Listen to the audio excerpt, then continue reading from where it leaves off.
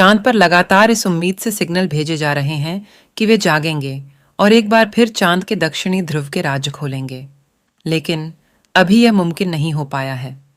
चांद पर कदम रखने के बाद रोवर ने पहले चरण में महत्वपूर्ण जानकारियां इसरो से साझा की थीं, जिसमें सल्फर समेत कई तत्वों की खोज शामिल थी। अगर रोवर जाग जाता है तो उसका अगला मिशन चांद पर हाइड्रोजन की खोज करना होगा।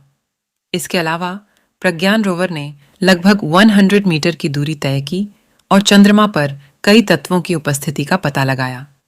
सबसे उल्लेखनीय बात यह है कि इसने सल्फर की मौजूदगी के सबूत जुटाए, जो पहले किसी अन्य मिशन द्वारा कभी नहीं किया गया था। ताज़ा खबर के अनुसार विक्रम लैंडर और प्रज्ञान रोवर दोनों सो गए हैं और उठ ही नहीं रहे हैं।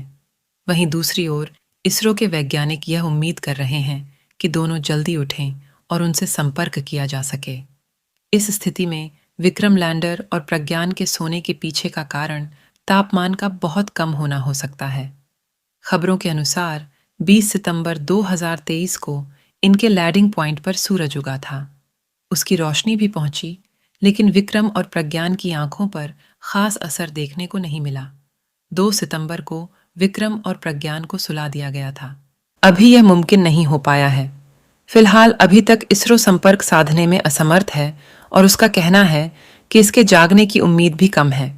अगर जाग जाते हैं तो चमत्कार से कम नहीं होगा, लेकिन फिलहाल ऐसा होना मुश्किल लग रहा है, क्योंकि -120 से -240 डिग्री सेल्सियस तापमान में इनमें लगे यंत्रों के सर्किट उड़ने का खतरा था। हो सकता है कि ज्यादा सर्दी होने के कारण इलेक्ट्रॉनिक पार्ट्स सर्दी बर्दाश्त नहीं कर पाए होंगे। इसरो द्वारा यह भी कहा गया है कि सोने से पहले दोनों की बैटरी फुल चार्ज की गई थी। प्रज्ञान के सोलर पैनल्स सूरज की तरफ थे, ताकि उगते ही सूरज की सीधी रोशनी उस पर पड़े। फिलहाल उम्मीद है कि रोशनी मिलने पर वो फिर से एक्टिव होंगे। आपको बता दें कि विक्रम लैंडर और प्रज्ञान को सोने की स्थिति में भेजने से पहले इसरो ने एक बयान जारी कर कहा था कि चंद्रयान 3 अपने मिशन तक पहुंच गया है। भारत विश्व का पहला देश बन गया है जिसने साउथ पोल पर लैंडिंग की है।